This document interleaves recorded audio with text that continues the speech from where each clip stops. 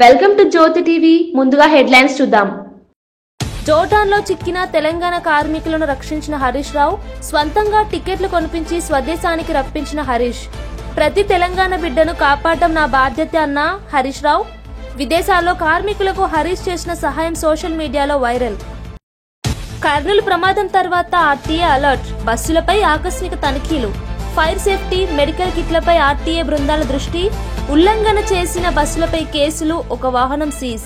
ప్రయాణికుల భద్రతకు కొత్త మార్గదర్శకాలు జారీ. ఉద్యమకారుల త్యాగాల ముందు తల వంచిన కవిత, తగిన న్యాయం చేయలేకపోయామంటూ కవిత ఆత్మవిమర్శ. అమరవీరుల కుటుంబాలకు కోటి సాయం ఇవ్వాలంటూ డిమాండ్. మర్చిపోను, ఉద్యమం నా గుండెల్లో ఉంది అంటూ కవిత భావోద్వేగం. సీనియర్ నేతల్ని పక్కన పెడుతున్నారు, హనుమంతరావు ఆవేదన. పార్టీ లోపల నిర్లక్ష్యం పెరిగిందని మాజీ ఎంపీ ఆగ్రహం. యువ నాయకులు సీనియర్లను గౌరవించాలంటూ పిలుపు. కాంగ్రెస్ విలువలు కాపాడాలి, హనుమంతరావు హెచ్చరిక. ఓటమి తర్వాత కూడా జగన్ కు అహంకారం తగ్గలేదని దేవినేని ఉమా ఫైర్. ప్రజలు అబద్దాలకు మోసపోయారని ఉమా ఘాటు వ్యాఖ్య. నకిలీ మద్యం ఘటనలపై జగన్ కు దెబ్బతీసిన ఉమా మాటలు. ప్రజల తీర్పు జగన్ ను శాశ్వతంగా దూరం చేస్తుందని వెల్లడి. జూబ్లీహిల్స్ నియోజకవర్గంలోని రహమత్ నగర్ డివిజన్లో బీజేపీ ఉప ఎన్నికల ప్రచారానికి కేంద్ర మంత్రి కిషన్ రెడ్డి వేగం చేర్చారు. బీజేపీ అభ్యర్థి దీపక్ రెడ్డికి మద్దతుగా ఇంటింటికి తిరిగి ప్రజలను కలుసుకున్నారు. ప్రతి ఇంటికి వెళ్లి పార్టీ అభ్యర్థికి ఓటు వేయాలని విజ్ఞప్తి చేశారు. ప్రాంత ప్రజల సమస్యలు తెలుసుకుని వాటి పరిష్కారానికి బీజేపీ కట్టుబడి ఉందని హామీ ఇచ్చారు. కేంద్రం అందిస్తున్న పథకాల ద్వారా తెలంగాణకు భారీ స్థాయిలో అభివృద్ధి జరుగుతోందని చెప్పారు. రాష్ట్రంలో మార్పు కావాలంటే బీజేపీకి అవకాశం ఇవ్వండి అంటూ ప్రజలతో పిలుపునిచ్చారు. రహమత్ నగర్ వీధులు, బస్తీల్లో ప్రజలు ఆయనను ఆత్మీయంగా ఆహ్వానించారు. ఈ ప్రచారంతో బీజేపీ శ్రేణుల్లో ఉత్సాహం వెల్లివిరిసింది.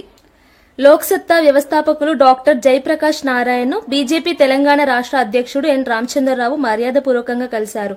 హైదరాబాద్లోని కార్యాలయంలో జరిగిన ఈ భేటీలో రాష్ట్ర రాజకీయ పరిణామాలు, పరిపాలనా సంస్కరణలు, ప్రజా ప్రయోజన అంశాలపై విస్తృతంగా చర్చించారు. రామచంద్రరావు మాట్లాడుతూ తెలంగాణ ప్రజల అభివృద్ధి కోసం పరిపాలనా వ్యవస్థను బలపరచడం అత్యవసరమన్నారు. జయప్రకాష్ నారాయణ కూడా ప్రజాపాలనలో పారదర్శకత అవసరమని అభిప్రాయపడ్డారు. ఈ సమావేశం రెండు వర్గాల మధ్య స్నేహపూర్ణక వాతావరణంలో జరిగింది. రాజకీయ నాయకులు, సామాజికవేత్తల మధ్య చర్చ సమాజ ప్రయోజనాలకు దారితీస్తుందని వారు పేర్కొన్నారు.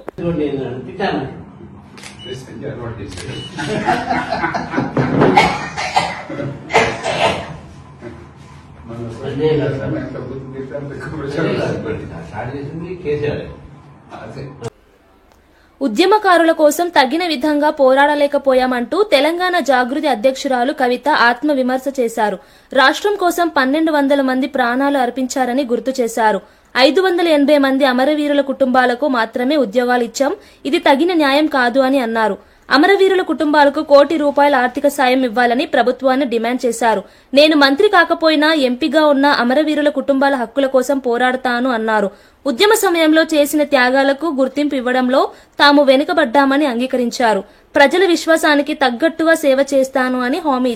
ఒక ఎంపీగా ఉన్న, ఎమ్మెల్సీగా కొనసాగిన, ఆనాడు చాలా సందర్భాలలో మిగతా అమరవీరుల కుటుంబాలకు ఎవరికైతే డబ్బులు అందలేదో వారికి ఇంకో రూపంగా డబ్బులు ఇవ్వాలని అంతర్గత వేదికల మీద అనేక సందర్భాల్లో నేను చెప్పడం జరిగింది. కానీ ఇవాళ నేను మనస్ఫూర్తిగా అమరవీరుల కుటుంబ సభ్యులకు, అమరవీరులకు, తెలంగాణ ఉద్యమకారులకు చేతులెత్తి నమస్కరించి క్షమాపణ కోరుతా ఉన్నా. ఎందుకోసమంటే ఆనాడు నేను మీకోసం కొట్లాడినా కానీ ఇంకా గట్టిగా కొట్లాడేది ఉంటుంది, సాధించుకునే వరకు మీకోసం కొట్లాడేది. ఇవాళ మేము నేను కోరేది ఒకటే, మనం ఉద్యమం డబ్బుల కోసం చేయలే, మన ఉద్యమం మనకు ఉద్యోగాలు రావాలని చేయలేదు, తెలంగాణ యావత్తు బాగుండాలి, అందరం బాగుండాలని చేసినాం. కాబట్టే ఇవాళ ఇక్కడ ఈ పవిత్రమైనటువంటి గడ్డ సాక్షిగా, ఈ అమరవీరుల స్తూపం సాక్షిగా నేను ప్రమాణం చేస్తూ ఉన్నాను. ప్రతి అమరవీరుల కుటుంబాలకి, 1200 మంది కుటుంబానికి ₹1 కోటి ఇవ్వాలని ఈ ప్రభుత్వాన్ని నేను డిమాండ్ చేస్తూ ఉన్నాను. ప్రతి అమరవీరుల కుటుంబానికి ₹1 ఈ ప్రభుత్వం నుండన్నా ఇప్పిస్తాం, లేకపోతే ఈ ప్రభుత్వం మార్చి వచ్చే ప్రభుత్వంతోనైనా ఇప్పిస్తామని ఈ సందర్భంగా నేను అమరవీరుల కుటుంబాలకు వారి యొక్క పాదాల సాక్షిగా మీకు తెలియజేస్తా ఉన్నాను. జోర్డాన్లో చిక్కుకున్న 12 మంది తెలంగాణ వలస కార్మికులను స్వదేశానికి రప్పించడంలో మాజీ మంత్రి హరీష్ రావు కీలక పాత్ర పోషించారు. కేసీఆర్ ఆదేశాల మేరకు కేంద్రం స్పందించకపోవడంతో స్వయంగా పెనాల్టీ చెల్లించి వారికి విమాన టికెట్లు సైతం ఏర్పాటు చేశారు. జోర్డాన్లోని భారత embassy BRS MP Suresh Reddy సహకారంతో చర్యలు తీసుకున్నారు. హరీష్ రావు స్వయంగా కంపెనీ ప్రతినిధులతో చర్చించి కార్మికుల విడుదల సాధించారు. రాష్ట్ర ప్రభుత్వం కేంద్ర మంత్రులు కిషన్ రెడ్డి, బండి సంజయ్లను కూడా ఈ విషయంపై స్పందించాలని కోరారు. విదేశాల్లో ఇబ్బందులు పడుతున్న ప్రతి తెలంగాణ బిడ్డను కాపాడడం ప్రభుత్వ బాధ్యత అని అన్నారు. హరీష్ చర్యలతో కార్మికుల కుటుంబాలు ఆనందంలో మునిగిపోయాయి. నిజామాబాద్, మెదక్, సిద్దిపేట్, కరీంనగర్, జగిత్యాల్ తదితర జిల్లాల నుంచి మరి వెళ్ళి అక్కడ ఎంతో ఇబ్బందులు పడుతూ తిండి తిప్పలు లేక బీపీ, షుగర్లు, రకరకాల వ్యాధులతో సతమతమవుతూ రాష్ట్ర ప్రభుత్వానికి, కేంద్ర ప్రభుత్వానికి ఎన్నిసార్లు మొరబెట్టుకున్నా 2 ప్రభుత్వాలు కూడా స్పందించలేదు. కానీ ఈరోజు బీఆర్ఎస్ పార్టీ తరఫున జోర్డాన్లో చిక్కుకున్న ఈ 12 మంది తమ్ముళ్లను బీఆర్ఎస్ పార్టీ తరఫున ఈరోజు పెనాల్టీ కట్టి తిరిగి స్వదేశానికి తీసుకురావడం జరిగింది. నేను ఇప్పటికైనా ప్రభుత్వాన్ని విజ్ఞప్తి చేస్తా ఉన్నా, ఇంకా వందలాది వేలాది మంది యువతీ యువకులు ఈరోజు వివిధ దేశాల్లో ఇలా అనేక ఇబ్బందుల్లో కొట్టుమిట్టాడుతూ ఉన్నారు. పిల్లలు చెప్తా ఉన్నారు, జోర్డాన్లో ఎంబసీ, ఇండియన్ ఎంబసీ ఆఫీస్కు ఎన్నిసార్లు మొరబెట్టుకున్నా స్పందన రాలేదు అని. రాష్ట్ర ప్రభుత్వానికి ఎన్ని విజ్ఞప్తులు చేసినా ఇవాళ రాష్ట్రంలో ఉండే ప్రభుత్వం కూడా స్పందించలేదు అని ఆ పిల్లలు వాపోతా ఉన్నారు. ఇవాళ ప్రభుత్వాలు మన పిల్లల్ని మనం కాపాడుకోవడం మీ బాధ్యత. ఇవాళ 2 ప్రభుత్వాలు మొద్దు నిద్రపోతే బీఆర్ఎస్ పార్టీ ఈ 12 మంది పిల్లల్ని కాపాడి స్వదేశానికి తీసుకురావడం జరిగింది. సో ఈ 12 మంది గురించి కాదు నేను ఆలోచిస్తున్నది, ఈ 12 మందే కాదు, ఇంకా చాలా మంది పిల్లలు అక్కడ చిక్కుకొని ఉన్నారు. ఇప్పటికైనా రాష్ట్ర ప్రభుత్వము, ఇటు కేంద్ర ప్రభుత్వం స్పందించి ఇలాంటి పిల్లలు, కష్టాల్లో ఉన్నటువంటి భారతీయులను, తెలంగాణ బిడ్డలను తిరిగి స్వదేశానికి తీసుకొచ్చేటువంటి బాధ్యతను, చర్యలు తక్షణమే తీసుకోవాలని చెప్పి నేను రాష్ట్ర కేంద్ర ప్రభుత్వాలను డిమాండ్ చేస్తా ఉన్నా. ఇవాళ రేవంత్ రెడ్డి చాలా మాటలు చెప్పాడు ఎన్నికల ముందు. గల్ఫ్ సంక్షేమ బోర్డు పెడతానని, వాళ్ళ కోసం ప్రత్యేక పాలసీ తీసుకొస్తామని, నిధులు పెడతామని చెప్పారు. 2 సంవత్సరాలైనా రేవంత్ రెడ్డి నుంచి స్పందనే లేదు. ఆయన మాటలకు ఎక్కువైపోయింది తప్ప ఏ ఒక్కటి కూడా ఇచ్చిన హామీలు ఇవాళ నెరవేర్చేటువంటి పరిస్థితి కనబడతలేదు. మన రాష్ట్రం నుంచి అలా 8 మంది ఎంపీలను బీజేపీ పార్టీ గెలిచింది. 2 కేంద్ర మంత్రులు ఉన్నారు. నేను వాళ్ళకు స్వయంగా లేఖ రాసిన వీళ్ళ గురించి ఆలోచించండి అని, కానీ స్పందన రాలేదు. ఇవాళ కిషన్ రెడ్డి గారు, సంజయ్ గారు కూడా ఇలాంటి గల్ఫ్ కార్మికుల కోసం, విదేశాల్లో మరి ఇబ్బందులు పడుతున్నటువంటి తెలంగాణ బిడ్డల్ని తేవడానికి ప్రత్యేకమైన ఒక విభాగం పెట్టి చొరవ చూపి పిల్లలకు మరి కాపాడాలని చెప్పి కూడా వారికి కూడా విజ్ఞప్తి చేస్తా ఉన్నా. ఇవాళ మనం అధికారంలో ఉన్నటువంటిది, ప్రజలు మనకు అధికారం ఇచ్చింది, ఆపదలో ఉన్న ప్రజల్ని ఆదుకోవడానికి, కష్టాల్లో ఉన్నటువంటి ప్రజల్ని కాపాడుకోవడానికే ప్రభుత్వాలు ఉంటాయి. మరి ఎన్నికల ముందు ఇచ్చిన హామీలు గెలిచి మర్చిపోవడం కోసం కాదు, గెలిచిన తర్వాత హామీలను అమలు చేయడం, ఆ ప్రజలకు మేలు చేయడం, ఇచ్చిన ప్రతి మాటను నిలబెట్టుకోవడం అనేటువంటిది మీ కర్తవ్యం, మీ బాధ్యత. దాన్ని ఇలా మీరు మర్చిపోతే ప్రధాన ప్రతిపక్షంగా బీఆర్ఎస్ పార్టీ వీళ్ళందరినీ కూడా ఈరోజు కాపాడి స్వదేశానికి రప్పించడం జరిగింది. ఇక ముందైనా మీరు మేల్కోనండి. ఇలాంటి వాళ్ళు ఎంతో మంది, ఇంకా వేలాది మంది అక్కడ ఇబ్బందుల్లో ఉన్నారు. వారందరినీ కూడా ప్రభుత్వమే స్వదేశానికి తీసుకురావాలని చెప్పి డిమాండ్ చేస్తారు. తిరుమల శ్రీవారిని దర్శించుకున్న ప్రముఖుల్లో మంత్రి నాదేర్ల మనోహర్, తమిళనాడు మంత్రి సివి గణేశన్ ఉన్నారు. ఉదయాన్నే వెంకటేశ్వర స్వామి ఆలయంలో ప్రత్యేక దర్శనం చేసుకున్నారు. ఆలయ అర్చకులు వారికి తీర్థ ప్రసాదాలు అందజేశారు. దర్శనం అనంతరం వారు తిరుమల శ్రీవారి సేవలు, సదుపాయాలను ప్రశంసించారు. భక్తి, భద్రతా ఏర్పాట్లపై తమ సంతృప్తి వ్యక్తం చేశారు. ఈ సందర్భంగా ఆలయ అధికారులు వారికి ఆలయ చరిత్ర, కార్తీక మహోత్సవాల వివరాలు వివరించారు. తిరుమలలో భక్తుల రద్దీ ఎక్కువగా ఉండటంతో అధికారులు ప్రత్యేక ఏర్పాట్లు చేశారు. భక్తి వాతావరణంలో ప్రముఖుల దర్శనం భక్తులకు ఆకర్షణగా నిలిచింది.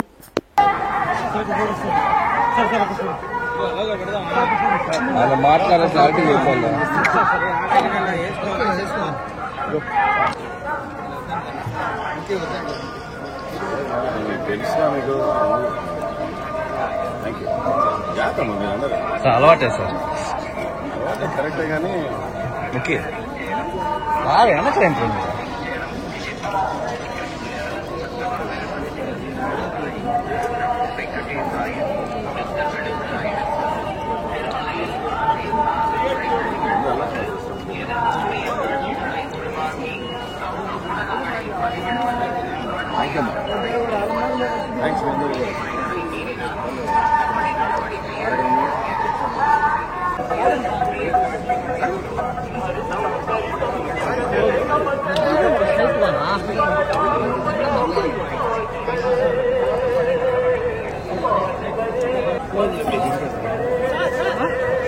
సార్ ఒక నిమిషం సార్ ఇంకా తెలియదు సార్ సార్ ఒక నిమిషం సార్ కొంచెం వెనక్కి రండి షాడో వస్తుంది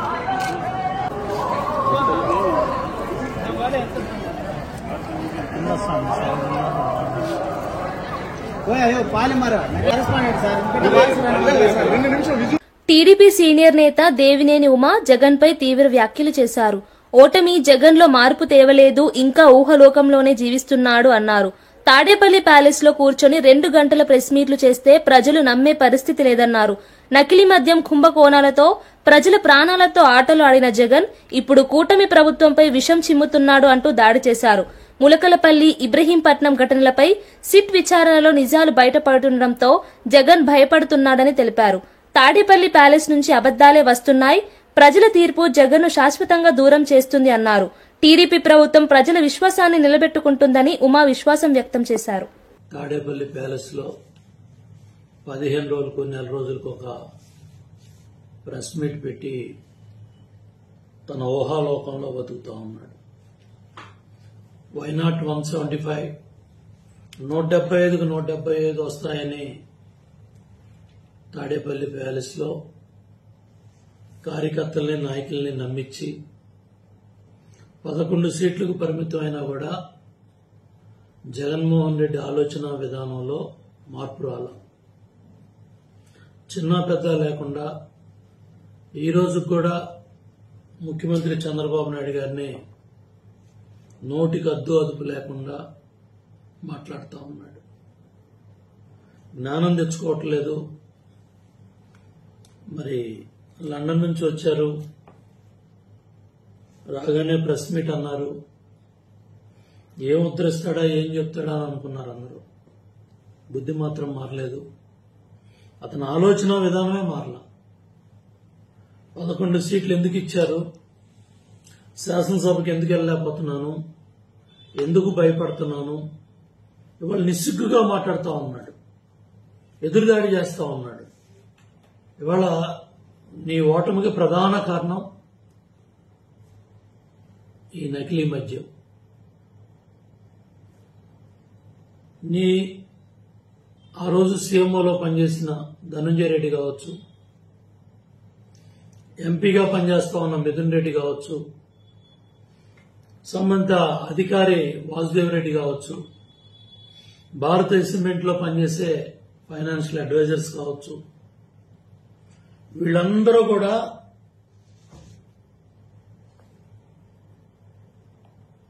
వాళ్ళ భాగస్వామ్యంతో తాడేపల్లి ప్యాలెస్ డైరెక్షన్ లో సౌత్ ఆఫ్రికాలో మీకున్న లిక్కర్ వ్యాపార సంబంధాలతో రాష్ట్రంలో ఉన్న డిస్టిలరీస్ అన్ని కూడా నయానా భయానా లొంగ తీసుకొని అక్కడ నాసిరకం బ్రాండ్లు తయారు చేసి వాటిని గవర్నమెంట్ షాప్స్ లోనే డైరెక్ట్ క్యాష్ అండ్ క్యారీ ఆ విధంగా 90,000 కోట్ల పైగా డైరెక్ట్ క్యాష్ పేమెంట్ చేయించి 1,000 కోట్లు దోపిడీ. కర్నూలు బస్సు ప్రమాదం నేపథ్యంలో తెలంగాణ రవాణా శాఖ అప్రమత్తమైంది. అధికారులు ప్రైవేట్ ట్రావెల్స్ బస్సులపై విస్తృత తనిఖీలు ప్రారంభించారు. విజయవాడ, బెంగళూరు హైవేలపై ఆర్టీఏ బృందాలు ఫైర్ సేఫ్టీ పరికరాలు, మెడికల్ కిట్లను పరిశీలించాయి. రాజేంద్రనగర్ పరిధి గగన్ పహాడ్ వద్ద, ఎల్బీ నగర్లోని చింతలకుంట వద్ద వాహనాలను ఆపి చెక్ చేశారు. నిబంధనలు ఉల్లంఘించిన 5 ట్రావెల్స్ బస్సులపై కేసులు నమోదు చేసి ఒకదాన్ని సీజ్ చేశారు. ప్రయాణికుల భద్రతకు ఎవరూ రాజీ పడరాదని అధికారులు హెచ్చరించారు. ప్రతి బస్సులో అత్యవసర ద్వారాలు, అగ్ని నియంత్రణ పరికరాలు తప్పనిసరిగా ఉండాలని ఆదేశించారు. ఈ తనిఖీలతో రవాణా శాఖ కఠిన చర్యలు తీసుకుంటుందనే సంకేతం ఇచ్చింది.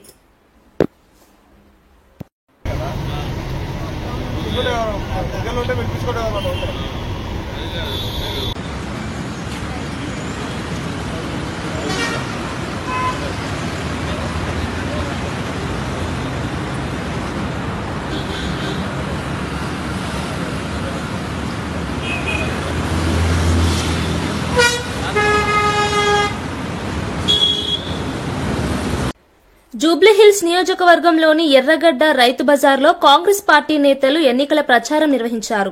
మంత్రులు పొన్నం ప్రభాకర్, వివేక్ వెంకటస్వామి, ఈర్లపల్లి శంకరయ్య, శివసేనారెడ్డి, గిరిధర్ రెడ్డి, ఝాన్సీ తదితరులు పాల్గొన్నారు. రైతులు, కొనుగోలుదారులతో మాట్లాడుతూ కాంగ్రెస్ ప్రభుత్వం రైతు సంక్షేమానికి కట్టుబడి ఉందని తెలిపారు. పంట దిగుబడులు, కూరగాయల ధరలు, లాభాలపై వివరాలు అడిగి రైతుల సమస్యలను తెలుసుకున్నారు.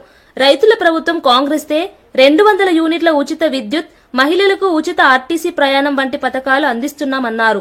ఓటర్లను కాంగ్రెస్ అభ్యర్థి నవీన్ యాదవ్ ను గెలిపించాలని కోరారు. ఈ ప్రచారంతో కాంగ్రెస్ శ్రేణుల ఉత్సాహం వెల్లివిరిసింది. ఓటేయాలి, నవీన్ యాదవ్ ఓటేయాలి.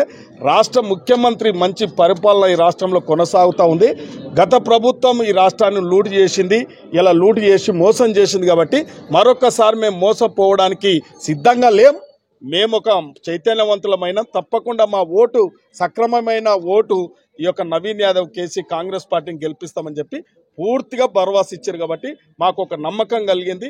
మేమందరం కూడా ఒక భరోసాతో ఉన్నాం. ఈ రోజు అత్యధిక మెజార్టీతో నవీన్ యాదవ్ గెలవబోతా ఉన్నాం. సార్, ఆల్రెడీ ఒక మాట చెప్తా ఉన్నాడు మాజీ ముఖ్యమంత్రి, రౌడీ షీటర్ కుటుంబాన్ని ఓడించండి అన్నటువంటి ఒక కామెంట్ చేసింది సార్. దానిపైన స్పందిస్తారు. కేసీఆర్ గారి మాటలు మా నవీన్ యాదవ్కు ఆశీర్వచనం. రౌడీ షీటరు, గుండా, క్రిమినల్ యాటిట్యూడ్గా మాట్లాడదలుచుకుంటే వాస్తవంగా చనిపోయిన వాళ్ళ గురించి మాట్లాడద్దు.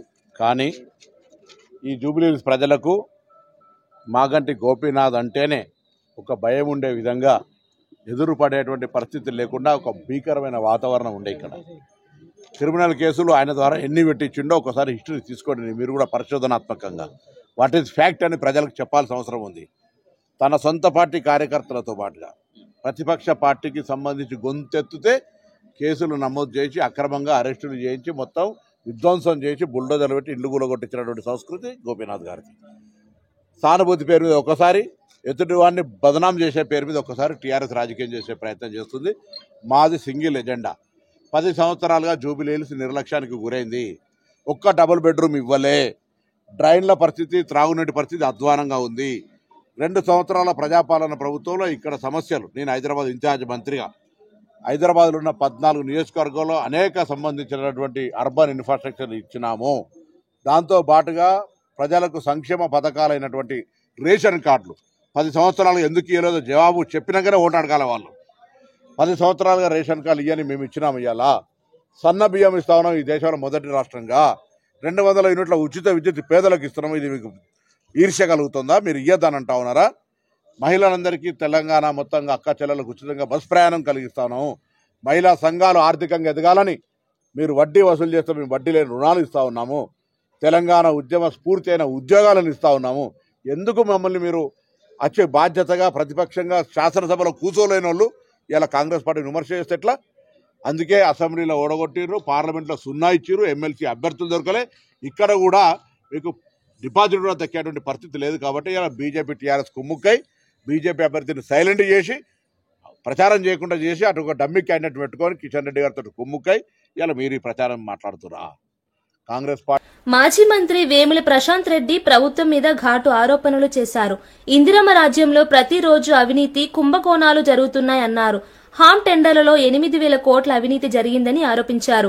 కిలోమీటర్ ఖర్చు 85% పెంచి 9,000 కోట్ల విలువ గల రోడ్లను 17,000 కోట్లతో కాంట్రాక్ట్ చేశారు అని వివరించారు. మొబిలైజేషన్ అడ్వాన్స్ పేరుతో కాంట్రాక్టర్లకి భారీ మొత్తాలు చెల్లిస్తున్నారని విమర్శించారు. ఈ డబ్బు ఎవరికి వెళ్తుందో అందరికీ తెలుసు అన్నారు. కాంగ్రెస్ ప్రభుత్వం ప్రజాధనాన్ని దోచుకుంటోందని తీవ్రంగా ఎద్దేవా చేశారు. ప్రజానిధులను దుర్వినియోగం చేసేవారిని ప్రజలు శిక్షించాల్సిన సమయం ఆసన్నమైందని చెప్పారు. 1,000 కోట్ల రోడ్ల కుంభకోణంని నేను ఇవాళ బయట పెట్టబోతా ఉన్నాను. డిప్యూటీ సీఎం గారు, ఆర్ఎండ్బి మంత్రి గారు, పంచాయరాజ్ శాఖ మంత్రి గారు ఈ మధ్యలో అనేక మీటింగ్లలో తెలంగాణ రాష్ట్రంలో రోడ్లకు మహర్దశ పట్టనున్నది. హైబ్రిడ్ యాన్యుటీ మోడల్, దాంట్లో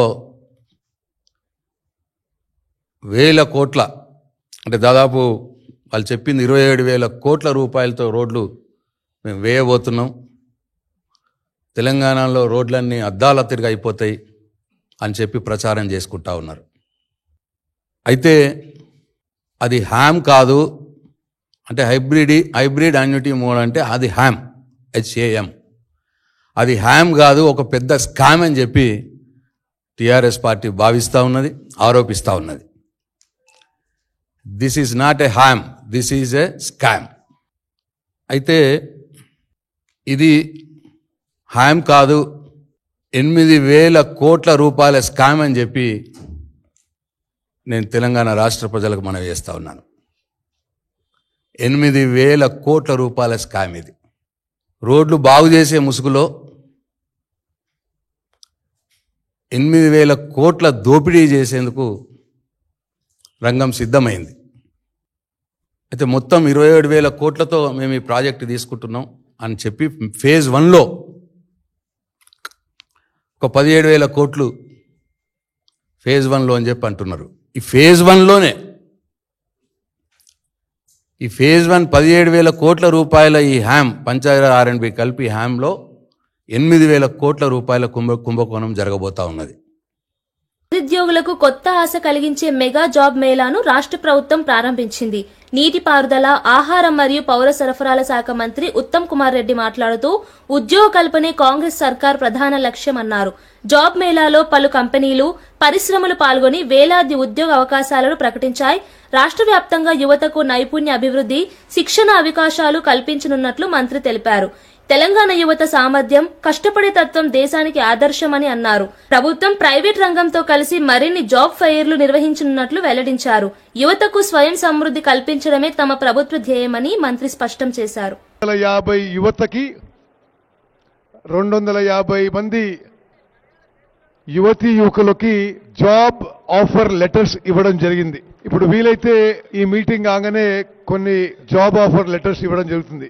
హుజూర్ నగర్ లో, కోదాడలో కాంగ్రెస్ పార్టీ ముఖ్యులతో సంప్రదించి మరి గ్రామీణ యువతకి, రూరల్ యూత్ కి ఎంప్లాయ్మెంట్ విషయంలో చాలా తీవ్రమైన సమస్యలు అనే విషయాన్ని గుర్తించి పట్టణాల్లో చదువుకున్న నిరుద్యోగ యువత కంటే గ్రామీణ ప్రాంతంలో నిరుద్యోగ యువత సమస్య తీవ్రంగా ఉందని మేము ఆలోచన చేసి మన ప్రాంతంలో, రాష్ట్రంలో, దేశంలో ప్రముఖ కంపెనీలను ఆహ్వానించి ఇక్కడ హుజూర్ నగర్ లో జాబ్ మేళా నిర్వహించాలని చెప్పి మేము ఆలోచన చేసి ముందుకు పోయాం.